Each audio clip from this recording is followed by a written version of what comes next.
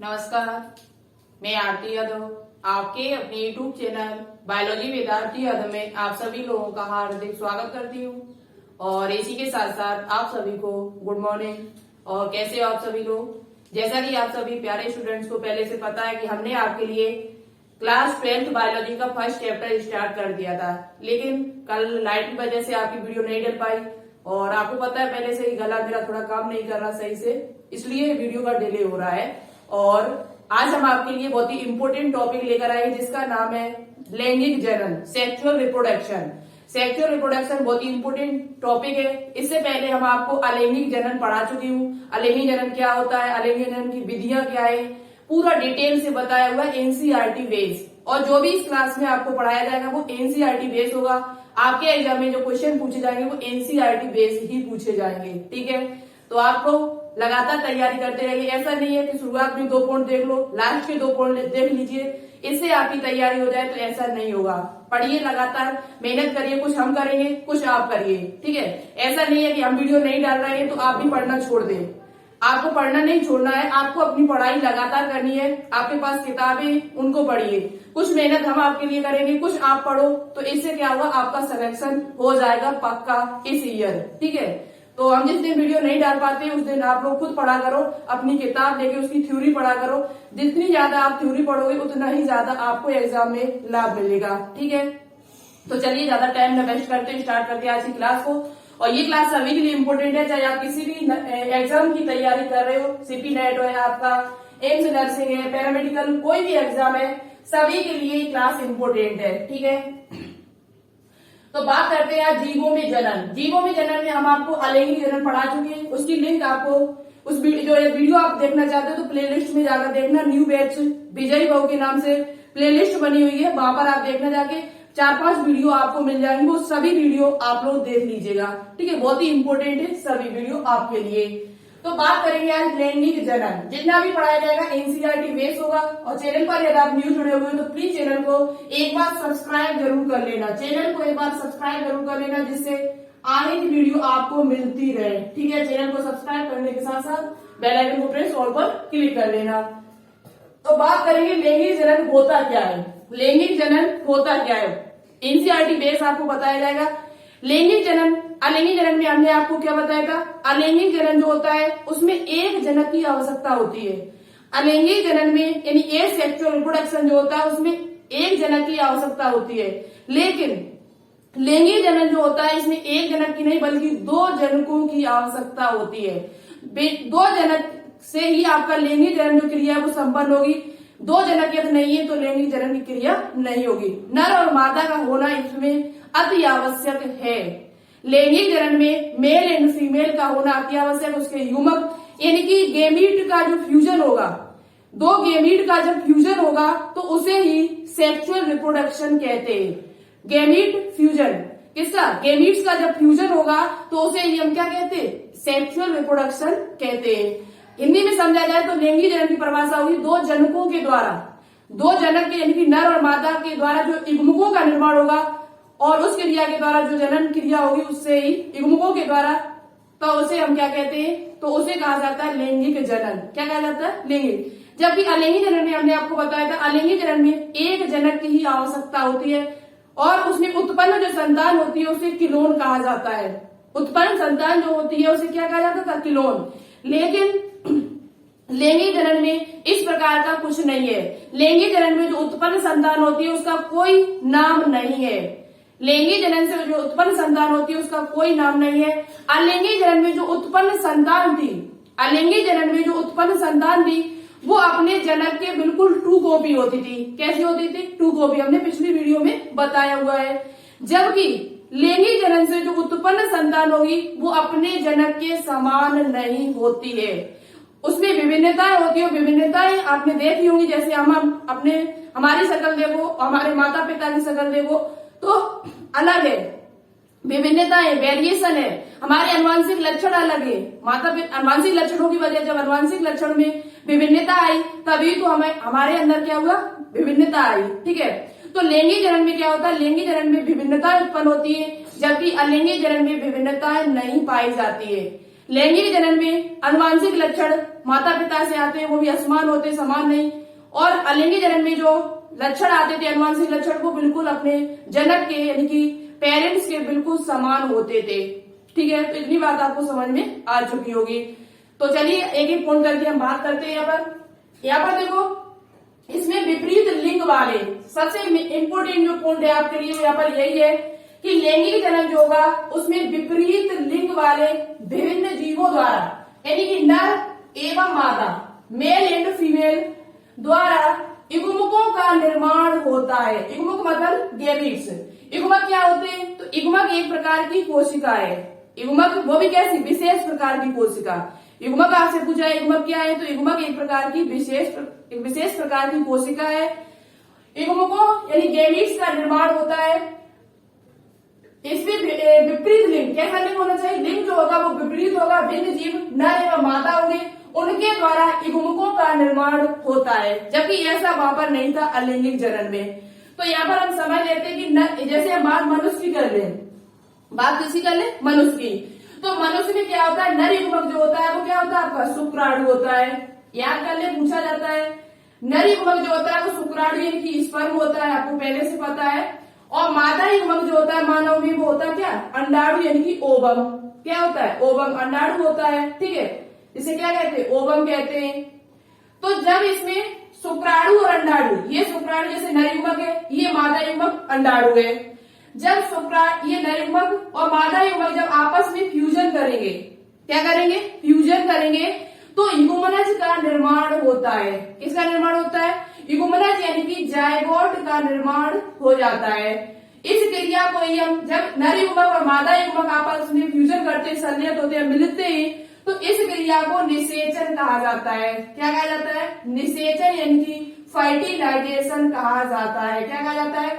Fertilisation कहा जाता है। ठीक है, नर युग्मक और मादा युग्मक जब आपस में मिलते हैं तो इस क्रिया को निषेचन कहा जाता है। और निषेचन के बाद क्वेश्चन पूछा भी जाता है, एनसीईआरटी में दिया हुआ है कि निषेचन के बाद कौन सी संरचना बनके तैयार होती है? निषेचन के तुरंत बाद। तो निषेचन के तुरंत बाद आपकी संरचना बनके तैयार होती है, जिसे जायगोट कहते हैं। हिंदी में कहा जाता है युग्मनज। क्या कहा जाता है? युग्मनज कहा जाता है। ठीक है, युग्मनज के बाद क्या बनता है? भ्रूण बनता है। युग्मनज के बाद आपका क्या बनता है? भ्रूण बनता है। भ्रूण के बाद आपका क्या होता है? शिशु का निर्माण हो जाता है।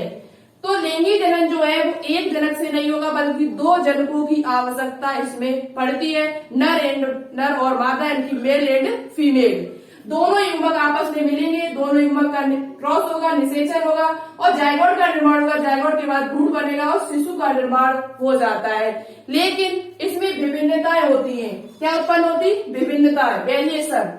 लैंगिक जनन से उत्पन्न संतान ना तो अपने जनकों के समान होती है और ना ही आपस में समान होती है। ना ही अपने जनक के समान होती है यानी पेरेंट्स के समान होती है, और ना ही अपने आप में समान होती है। जैसे हम दो भाई बहन हैं, तो उसमें से देखा जाए मेरी शकल और हमारे भाई की शकल अलग होगी। ठीक है, यानी कि आपस में भी जो जीव उत्पन्न होते हैं, जो संतान उत्पन्न होती है, वो अपने आप में समान नहीं होती है। वो भी कैसी होती है? अलग अलग होती है। उसका रंग रूप आकार देखा जाए तो कैसा होता है? अलग अलग होता है। तो ये लैंगिक जनन की विशेषता है। किसकी विशेषता है? लैंगिक जनन की विशेषता है कि जो उत्पन्न संतान होती है वो आपस में भी समान नहीं होती है। ठीक है, तो क्या लिखा? लैंगिक जनन से उत्पन्न संतान ना तो अपने जनकों के समान होती है और न ही आपस में समान होती है। लैंगिक जनन में विभिन्नताएं उत्पन्न होती है। लैंगिक जनन में वेरिएशन पाया जाता है। क्या पाया जाता है? वेरिएशन पाया जाता है, और इसी वेरिएशन की वजह से हम में विकास होता है। यदि वेरिएशन न उत्पन्न हो, विभिन्नताएं उत्पन्न न हो, तो हम लोगों में विकास भी नहीं संभव है। विभिन्नताओं से ही विकास उत्पन्न होता है। एवोल्यूशन जो है वो किससे उत्पन्न होता है? विभिन्नता। जब विभिन्नताएं उत्पन्न होगी तो नेक्स्ट पीढ़ी में जाके क्या होगा? विकास, और कुछ नई चीज उत्पन्न होगी। नेक्स्ट पीढ़ी में फिर कुछ नई चीज उत्पन्न होगी। नेक्स्ट पीढ़ी में फिर कुछ नई चीज उत्पन्न होगी। इस प्रकार से हम लोगों में क्या हुआ? विकास हुआ है। पहले के पूर्वज देखो, जो हमसे मानव का जो पूर्वज है उनकी शकल देखिए और आज हम लोगों की शकल देखिए, तो बहुत ज्यादा क्या है? विभिन्नताएं हुई। और विभिन्नताएं जब उत्पन्न हुई तभी हम लोगों में क्या हुआ? विकास उत्पन्न हुआ, विकास हुआ हम लोगों में। तो ये था लैंगिक जनन। लैंगिक जनन में क्या हुआ? गैमीट का फ्यूजन होता है, जबकि अलैंगिक जनन में ऐसा नहीं होता है। इतनी बात आपको समझ में आ गई होगी, आई होप। ठीक है, अब बात करते हैं लैंगिक जनन में क्या होता है। अब एक जैसे भ्रूण शिशु बन गया, क्या बन गया, एक शिशु का निर्माण हो गया। ये पॉइंट याद रखना, ये पॉइंट आपसे पूछा जा सकता है कि लैंगिक जनन में विभिन्नता उत्पन्न होती है नहीं होती है। तो लैंगिक जनन में आपसे पूछा जाए तो आप बता सकते हो कि लैंगिक जनन में विभिन्नता उत्पन्न होती है। ठीक है, और ये अपने जनक के बिल्कुल समान नहीं होता है, जबकि अलैंगिक जनन में होता था। अब देखो आपसे बात पूछा जाए कि जैसे शिशु का निर्माण हुआ, अब शिशु के बाद क्या होगा, बड़ा होगा, क्या होगा, शिशु का निर्माण हुआ तो शिशु जैसे बना तो वो बड़ा होगा, किशोरावस्था में आएगा। और आपने देखा होगा कोई भी जैसे देखा जाए तो ऐसा नहीं है कि वो शिशु से ही संतान उत्पन्न करने, जैसे कोई छोटा सा बच्चा है तो नई संतान उत्पन्न करने में सक्षम तो नहीं है। गर्ल्स में देखा जाए तो 10 से ऊपर 10 से 14 वर्ष के बीच में उनमें लैंगिक लक्षण उत्पन्न हो जाते हैं, जबकि बॉयज में 10 से ऊपर उनमें भी है। तो जब ये शिशु से बनने के बाद फिर क्या है, किशोरावस्था आती है। क्या आती है, जुवेनाइल फेज आती है, किशोरावस्था। क्या आती है, किशोरावस्था आती है। और किशोरावस्था के बाद वो कौन सी अवस्था में पहुंच जाता है, जीर्णवान अवस्था, यानी कि बुढ़ापा जिसे कह सकते हैं। ठीक है, सेनाइल, जीर्णवान अवस्था में पहुंच जाता है। यानी किशोरावस्था है, किशोरावस्था के बीच में यहाँ पर प्रजनन भी करेगा, क्या करेगा, प्रजनन के लिए योग्य हो जाएगा। प्रजनन के बाद और उसके बाद जीर्णवान अवस्था आती है, सेनाइल, इसे कहा जाता है जुवेनाइल फेज। क्या कहा जाता है, जुवेनाइल फेज। ठीक है, जुवेनाइल फेज कहा जाता है इसे, किशोरावस्था। इस मनुष्य की बात हम कर रहे हैं। शिशु के बाद किशोरावस्था, यानी कि प्रजनन के योग्य हो जाता है, किशोरावस्था में ही वयस्क अवस्था। उसके बाद जीर्णवान अवस्था, यानी कि बुढ़ापा आ जाता है। तो जो मनुष्य होता है उसमें इस अवस्था को किशोरावस्था कहा जाता है, जबकि पादपों में इस अवस्था को क्या कहा जाता है, कायक प्रावस्था कहा जाता है। पादपों में इस अवस्था को क्या कहा जाता है, कायक प्रावस्था, यानी वेजिटेटिव फेज कहा जाता है। तो पूछा जाए आपसे कि जंतुओं में शिशु के बाद कौन सी अवस्था, लैंगिक जनन, यानी कि लैंगिक जनन की पहली अवस्था कौन सी है, जंतुओं में लैंगिक जनन की पहली प्रावस्था कौन सी है। तो जंतुओं में लैंगिक जनन की पहली प्रावस्था जो आती है वो किशोरावस्था है। जबकि पादपों में पूछा जाए आपसे, किसमें पूछा जाए, पादपों में पूछा जाए कि पादपों में लैंगिक जनन की पहली प्रावस्था कौन सी है, तो पादपों में लैंगिक जनन की पहली प्रावस्था को क्या कहा जाता है, कायक प्रावस्था कहा जाता है। पादपों में कायक प्रावस्था शब्द यूज किया जाता है, जबकि जंतुओं में किशोरावस्था शब्द यूज किया जाता है। ठीक है, ऐसा आपका एनसीईआरटी बुक में लिखा हुआ है, ऐसा आपका एनसीईआरटी बुक में लिखा हुआ है। अब बात करेंगे यहाँ पर कायक प्रावस्था, पादपों में क्या क्या परिवर्तन होता है। पादपों में एक वर्षीय पौधे क्या होते हैं, बहुवर्षीय पौधे क्या होते हैं, एक लिंगी क्या है, द्विलिंगी किसे कहते हैं, एक लिंगाश्राही क्या होता है, और बहुलिंगाश्राही क्या होता है। इन पॉइंट पर बात करेंगे। कुछ पौधे ऐसे होते हैं जो अपने जीवन काल में केवल एक ही बार पुष्प देते हैं, और कुछ पौधे ऐसे होते हैं जो हमेशा पौधे अपने पुष्प देते रहते हैं। ऐसे कौन से पौधे, यही नाम आपसे पूछे जाएंगे, यही नाम आपसे पूछे जाएंगे। तो चलिए नेक्स्ट स्लाइड पर देखते हैं हम।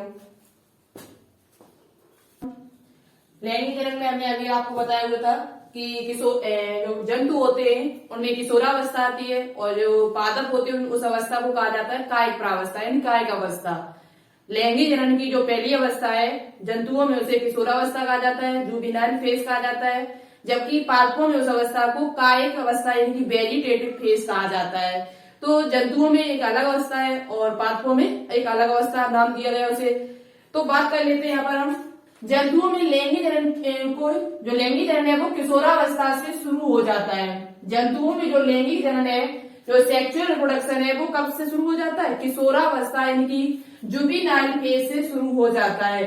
जुवेनाइल फेज आएगी, फिर रिप्रोडक्टिव यानी कि लैंगिक अवस्था आ जाती है, मतलब लैंगिक जनन करने लगता है। फिर उसके बाद आपका क्या आता है, लास्ट अवस्था जिसे सेनाइल फेज कहते हैं, जिसे बुढ़ापा कह सकते हैं। ठीक है, सबसे लास्ट में क्या आता है, बुढ़ापा या जीर्णवान अवस्था कहते हैं उसे।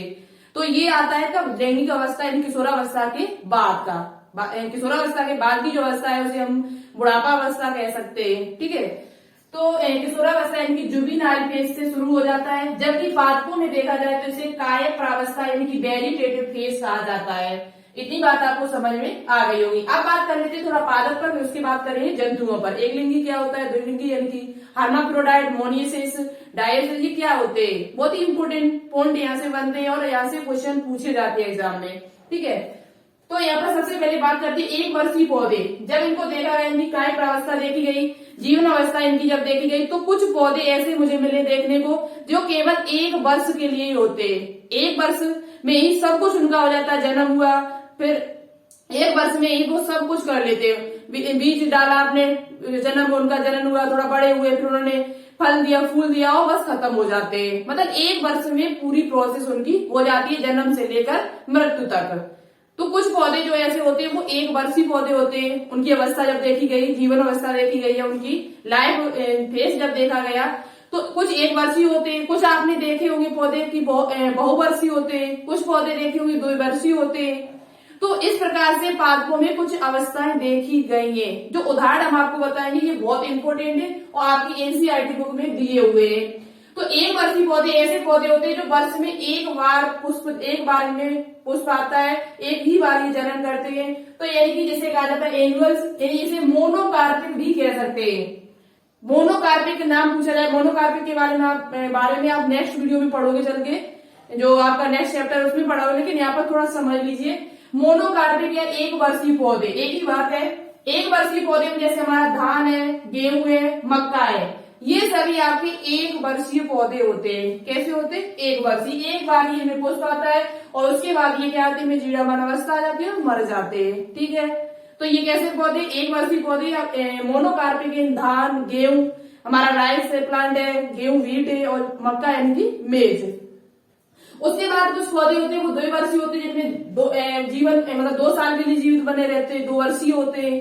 तो उनमें जैसे प्याज है और आपका मूली है। प्याज, मूली और भी कुछ है।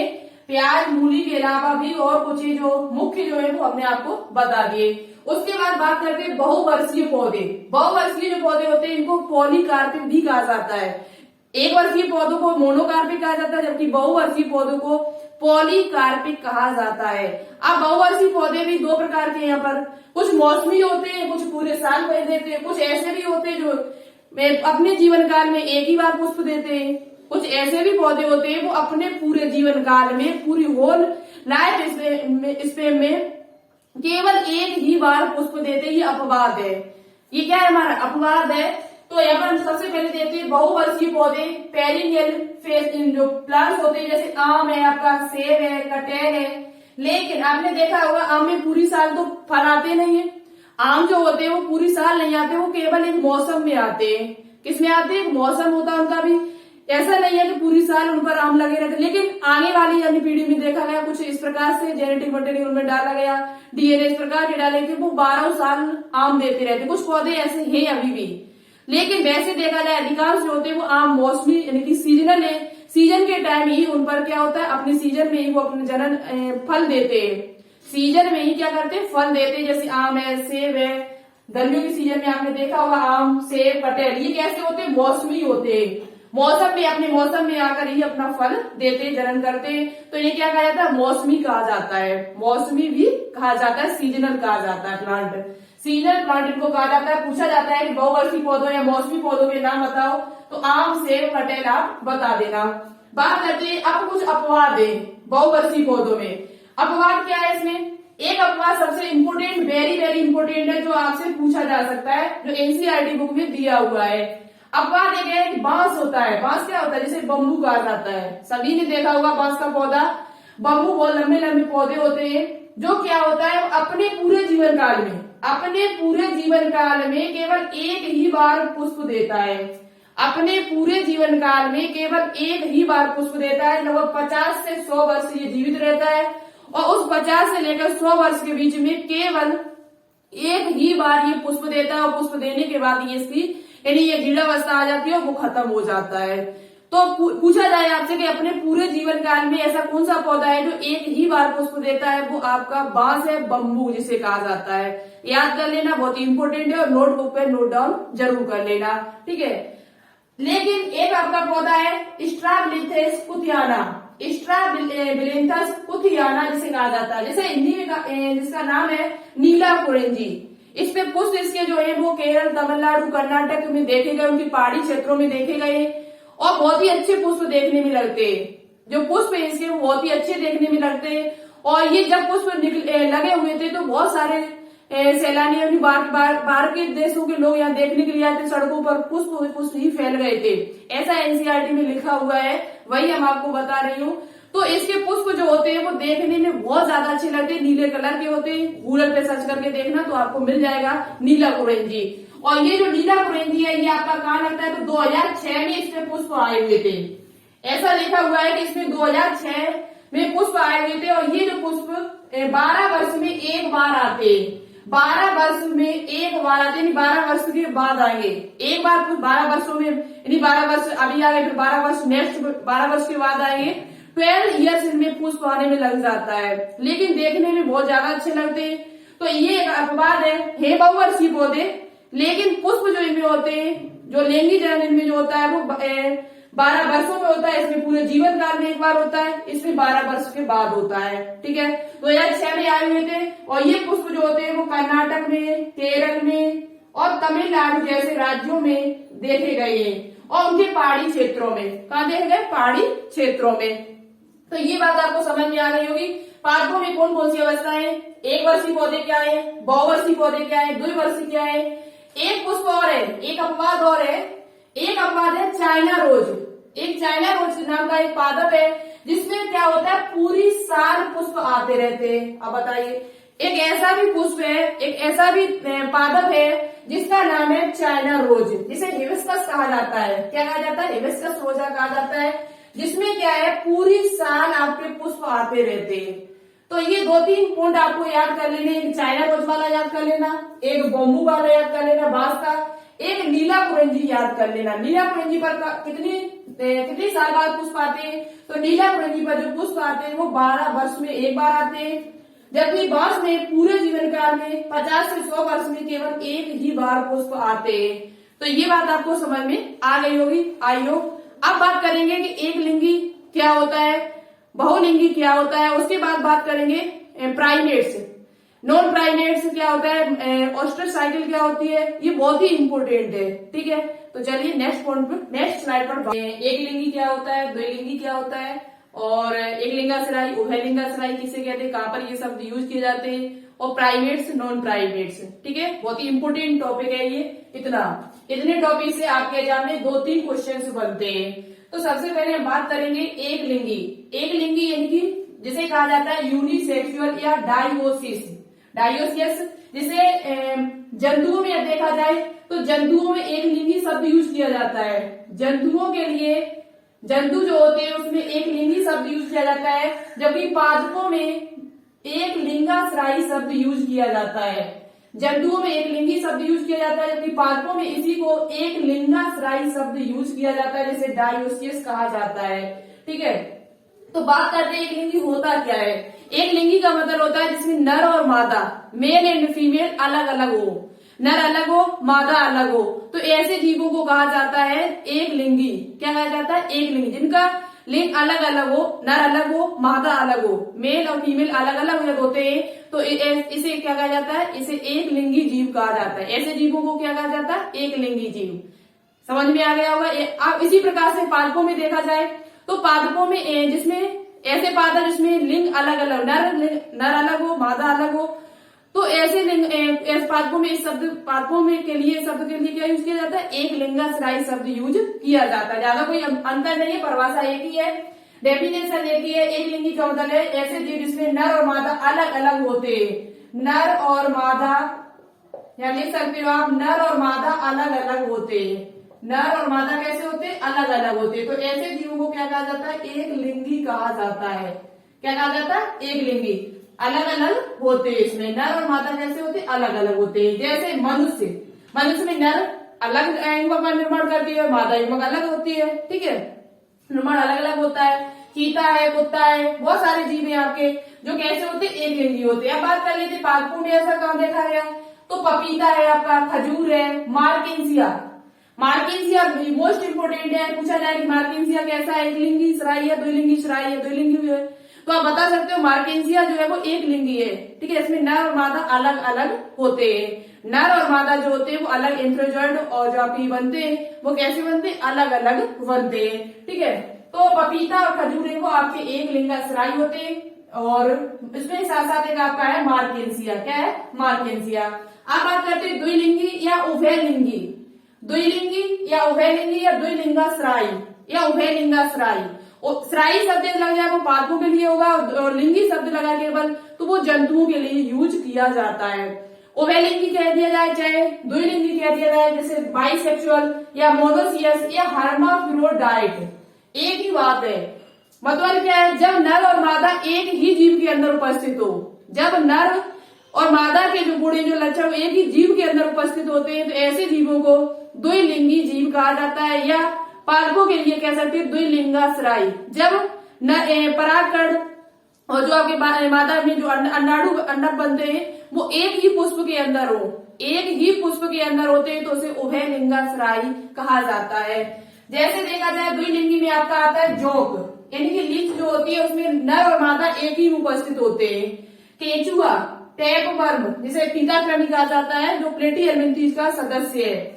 स्पंज पॉलीफेरा में, पुष्प में देखा जाए तो कुछ पुष्प ऐसे होते हैं जिनमें क्या होता है, नर और मादा युग्मक एक ही में बनते हैं, तो ऐसे को क्या कहा जाता है? उभयलिंगाश्रायी कहा जाता है। तो ये बात थी हमारी द्विलिंगी और एक लिंगी, आपको समझ में आ चुका होगा। उदाहरण भी आपको पता चल चुके कौन सा उदाहरण है। ये उदाहरण आप लोग याद कर लेना, आपसे पूछे जाते हैं कि द्विलिंगी का निम्न में से उदाहरण बताइए, निम्न में से द्विलिंगी का उदाहरण बताओ, तो आप बता सकते हो द्विलिंगी जोंक है, जिसे लिंग केंचुआ है, अर्थवर्म है, टैपवर्म है, स्पंज है, ये सभी हमारे कैसे होते हैं? द्विलिंगी होते हैं, बाइसेक्सुअल होते हैं, या जिन्हें हर्माफ्रोडाइट भी कहा जाता है। हर्माफ्रोडाइट शब्द उभयलिंगी यानी कि जिसमें नर और मादा दोनों एक ही में हो। ठीक है, अब बात कर लेते हैं स्तनधारियों। कुछ स्तनधारी जो है मेमल्स है, उन्हें दो भागों में बांटा गया है। कितने भागों में बांटा गया है? दो भागों में बांटा गया है। एक आपका है नॉन प्राइमेट्स, गैर प्राइमेट्स, एक आपका है प्राइमेट्स। वेरी वेरी इंपोर्टेंट है, यहाँ से एग्जाम में क्वेश्चन बनते हैं हर हालत में। तो स्तनधारियों को दो भागों में हमने यहाँ बांटा, नॉन प्राइमेट्स और प्राइमेट्स। नॉन प्राइमेट्स में कौन आते हैं? तो ऐसे जीवधारी आते हैं, ऐसे स्तनधारी आते हैं जो ब्लीडिंग नहीं करते, जो अपने पूरे जीवन काल में ब्लीडिंग नहीं करते, उनमें रक्त का स्राव नहीं होता है, ऐसे जीवन। और दूसरी बात, जो नॉन प्राइमेट्स जो जीव होते हैं वो ज्यादा बुद्धिमान नहीं कहे जा सकते, उनमें बहुत सारे लक्षण है। ठीक है, बहुत सारे लक्षण है। ये हम आपको तब पढ़ाएंगे जब जंतु जगत चैप्टर पढ़ाएंगे। जंतु जगत जब के बारे में जब बताएंगे तो वहां पर हम आपको बताएंगे प्राइमेट्स के बारे में। ठीक है, अभी सिर्फ इतना समझ लो कि प्राइमेट्स के उदाहरण, प्राइमेट्स कौन होते हैं? जो ब्लीडिंग नहीं करते, और नॉन प्राइमेट्स वो जीव होते हैं जो ब्लीडिंग करते हैं, इनकी रक्त का स्राव करते हैं। नॉन प्राइमेट्स के उदाहरण आपसे पूछे जाते हैं कि नॉन प्राइमेट्स के उदाहरण बताइए, तो कुत्ता है हमारा, बिल्ली है, गाय है, भेड़ है, चूहा है, ये सभी हमारे नॉन प्राइमेट्स कहे जाते हैं जो ब्लीडिंग नहीं करते अपने पूरे जीवन काल में। और दूसरी बात, इनमें एक चक्र पाया जाता है जिसे कहा जाता है एस्ट्रस चक्र या मध चक्र कहा जाता है। पूछा जाता है कि नॉन प्राइमेट्स में कौन सा चक्र है, बस इतना याद कर ले, कोई ज्यादा जरूरी बात नहीं है, डिटेल से ज्यादा जाओ, सिर्फ इतना याद कर लो कि मध चक्र है वो किसमें पाया जाता है। ये जो चक्र है वो किसमें पाया जाता है? तो मध चक्र या एस्ट्रस साइकिल जो होती है वो नॉन प्राइमेट्स में पाई जाती है। नॉन प्राइमेट्स कौन कौन से प्राइमेट्स? तो कुत्ता है, बिल्ली है, गाय है, ये सभी हमारे नॉन प्राइमेट्स कहे जाते हैं, जिसमें हमारी मध चक्र या एस्ट्रस साइकिल पाई जाती है, जिसमें ब्लीडिंग नहीं होती है। उसी बात कर लिया प्राइमेट्स क्या होते हैं, तो प्राइमेट्स में ब्लीडिंग होती है, मासिक चक्र चलता है इसमें। चक्र जैसे मानव है, चिंपैंजी है, ओरिंगटाउन है, इसकी बंदर की एक जाति है, कपी की एक जाति है, जिसे कहा जाता है ओरिंगटाउन। पूछा जाए कि निम्न में से ओरिंगटाउन क्या है, ये क्वेश्चन हमने आपको सॉल्व भी कराया पिछली ईयर लाइव क्लास में। तो ये मानव, चिंपैंजी, ओरिंगटाउन जो है वो प्राइमेट्स के अंतर्गत आते हैं, और ये बुद्धिमान भी थोड़े कहे जाते हैं इनकी अपेक्षा। दूसरी बात, ये ब्लीडिंग करते हैं, और तीसरी बात, इनमें मासिक चक्र पाया जाता है, ऋतुस्राव चक्र पाया जाता है, जो 12 महीने में चलता है। जैसे 12 महीने होते हैं तो एक चक्र, दो चक्र, इस प्रकार से एक चक्र में यानी एक महीना, ये दूसरा, तीसरा, चौथा, पांचवा, इस प्रकार से 12 चक्र होते हैं इनमें। किसमें? प्राइमेट्स में। 12 चक्र होते हैं और एक चक्र में ये एक ओव्यूलेशन की क्रिया इसमें होती है, अंडोत्सर्ग होता है और अंडे का निर्माण करती है। एक चक्र में एक अंडे का निर्माण होता है, आपको पता है पहले से, और वो ब्लीडिंग के द्वारा बाहर निकलता है और उसी में यदि निषेचन की क्रिया वहीं पर हो जाती है तो नए जंतु का निर्माण हो जाता है। तो यहाँ पर एक मासिक चक्र चलता है जिसमें प्राइमेट्स में मासिक चक्र क्या मेंस्ट्रुएशन साइकिल चलती है, जो किसमें मानव, चिंपैंजी, ओरेंगटाउन, तो ये प्राइमेट्स के अंतर्गत आते हैं। किसके अंतर्गत आते हैं? प्राइमेट्स के अंतर्गत। तो ये चीज आपको याद करनी, पूछा जा सकता है कि निम्न में से नॉन प्राइमेट्स के नाम बताइए। निम्न में से कौन सा नॉन प्राइमेट्स है, निम्न में से कौन सा प्राइमेट्स है? तो आप बता सकते हो कि नॉन प्राइमेट्स जो आपके वो कुत्ता, बिल्ली, गाय, भेड़, चूहा, हिरन, ये सभी आ जाते हैं। और प्राइमेट्स में मानव आता है, चिंपैंजी, ओरेंगटाउन, जिसमें कौन सी साइकिल चलती है, आपसे साइकिल पूछी जाए तो मासिक चक्र या ऋतुस्राव चक्र, इसमें मेंस्ट्रुएशन साइकिल इनमें चलती है। वेरी इंपोर्टेंट है, समझ लेना, स्क्रीनशॉट ले सकते हो यहाँ पर, और ये ऊपर वाली ये चीजें याद कर लेना, बहुत ही इंपोर्टेंट है। तो देखो अभी एक लैंगिक जनन में अभी बहुत सारी चीजें बची है। लैंगिक जनन की अभी घटनाएं बची, इवेंट बचे हुए। लैंगिक जनन है वो किस प्रकार से होता है? तो लैंगिक जनन में 3 प्रावस्थाएं आती है, निषेचन पूर्व घटना, निषेचन पश्च घटना और बीच में आपका निषेचन। निषेचन पूर्व घटना, फिर निषेचन होता है। निषेचन किस प्रकार से होता है? निषेचन पूर्व, निषेचन से पहले क्या होता है, निषेचन के बाद क्या होता है, फर्टिलाइजेशन के बाद। तो ये चीज आपकी बची हुई जो वेरी इंपोर्टेंट है, जो नेक्स्ट वीडियो में आपको बताएंगे आके। ठीक है, इतना बताएं, इसे अच्छी तरीके से याद कर लेना। आज की वीडियो को यहीं पर फिनिश करते हैं। चलिए मिलते हैं फिर नेक्स्ट वीडियो में। और चैनल को अभी तक आपने सब्सक्राइब न किया हो, समझ में आया हो तो यस करके बताना, नहीं समझ में आया तो नो करके बता देना। चैनल को सब्सक्राइब न किया हो तो कर लेना, वीडियो को लाइक कर देना और ज्यादा से ज्यादा शेयर कर देना, जिससे आपको ये वीडियो लगातार मिल सके। यदि आप शेयर करते रहोगे तो आपको वीडियो लगातार मिलती रहेगी इसी प्रकार से। चलिए आज के लिए इतना ही रखते हैं। Thank you, all the best, जय हिंद, जय भारत।